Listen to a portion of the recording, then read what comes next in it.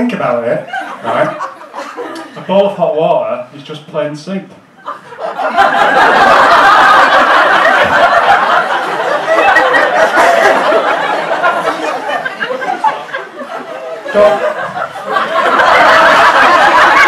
is a good crowd. So serial killers. Stay with me, but do you reckon serial killers get upset, right, if they go to the effort of killing loads of people and end up with a shitty nickname? Like, you've got Jack the Ripper, the Boston Strangler, they sound like some pretty bad dudes, or 80s professional wrestlers, right? But if you look at the Wikipedia page, which lists serial killers by number of victims, and yeah, I keep a hard copy, it's the best page.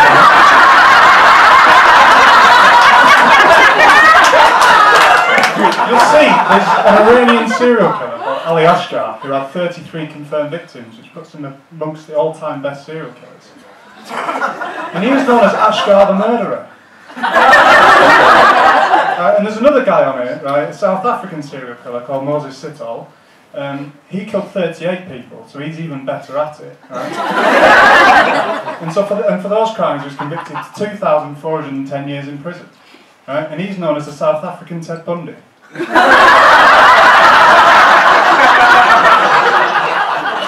Which is particularly going for him, because if you look, he's actually 3 places above Ted Bundy. It strikes me that 2,410 years is a long time to sit both in solitary confinement and in the shadow of an ultimately less prolific serial killer. Then you think about what the psychology of serial killers, what we know about them. Maybe there's something in this. Maybe if you give them shitty nicknames, they might be less inclined to do it. Are you really going to go to the effort of murdering loads of people if you're just going to be known as Stabby Keith?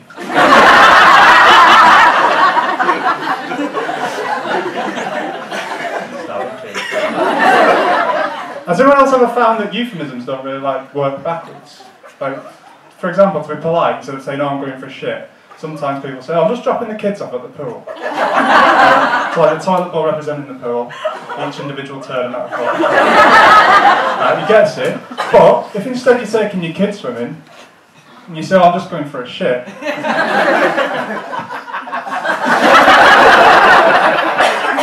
people just think you're going for a shit.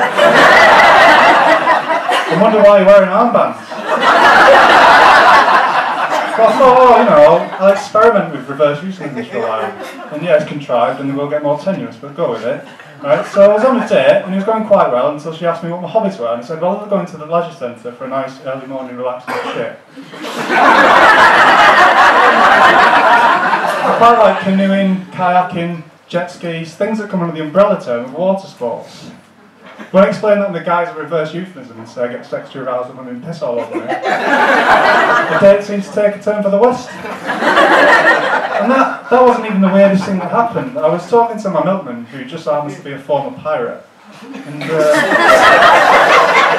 as many pirates do, he sustained quite a serious eye injury. If there's one thing you can say about pirates, it's they don't take health and safety legislation seriously. And I've just agreed a better price for my milk, so we shook to agree that. So in that moment, I was quite literally shaking hands with the one-eyed milkman. Give it a second.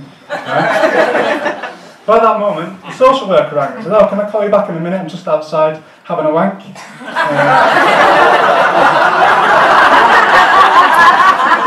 She seemed to think it necessary to explain, is this sort of behaviour that meant I could only see my kids at supervised trips to the swimming baths?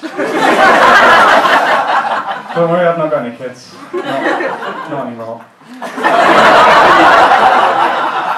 I don't. And the other thing that's not true about that story is I don't actually like milk. Which is quite useful, you know, in that drama in the office, or if you're sharing a flat, like, oh, who's had the milk? Someone's had the milk. Well, I was never a suspect, so if I was ever bored, I just go into the kitchen at night, start pouring milk down the sink. Skinned, semi-skinned, almonds, couldn't give a fuck. And I'd just sit there the next morning, drinking my black coffee, eating cereal dry out the box, just waiting for the drama to unfold. I'd say milk's probably my third least favourite thing in the world. Top of the list is actually butter and knives, two things I've got a slightly irrational fear of. I'd say the knives less irrational. But when I tell people that, they say, "Oh, well, you must be really scared of butter knives." And I say, "Well, no, because they possess neither sharpness of knives or the butteriness of butter.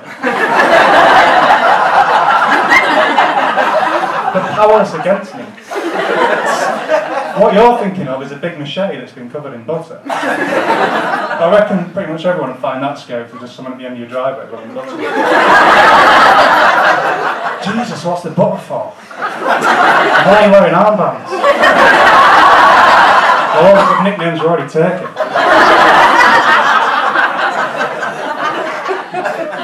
Does everyone else like the new pound coin? No. It's like a slightly edgy euro. I think it's pretty good. But right before it came in, I took my gran shopping, and to say thank you, she said, "Oh, Dom, you can keep the pound from the trolley." I said, "No, it's alright, I'm not going to take money from a pensioner." But she said, "Oh, those new pounds coming soon, so it'll be useless." And then she said, I'll never forget this, she said, "Dom, if they can make new money, why don't they just make loads of it, give it to everyone, and everyone can be rich?"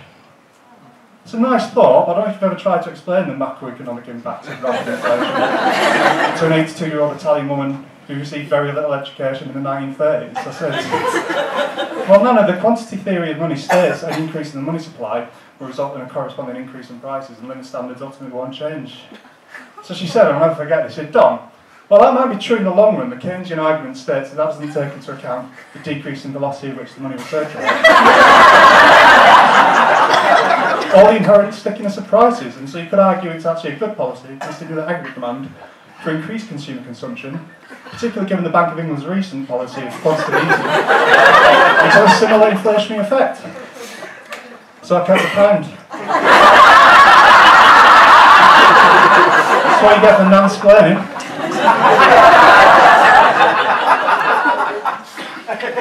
Has anyone else ever noticed that the town of Nantucket seems to have a disproportionately high number of interesting characters living there?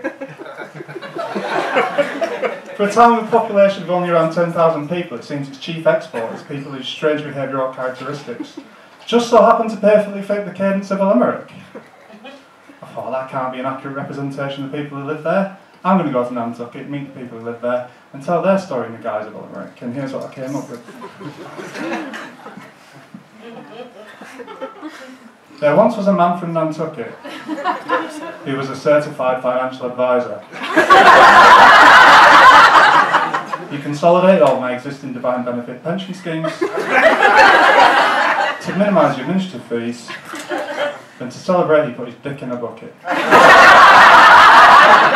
Turns out I was wrong. Well, you've been a lovely crowd, it's been a lot of fun. Just before I go, if you take that bowl of hot water, right, and let it cool down, you've got some plain gazpacho. Put some ice cubes in there, you've got some plain flavoured croutons. Gluten free, very low in calories. I'm Don Harris Jr., thank you very much.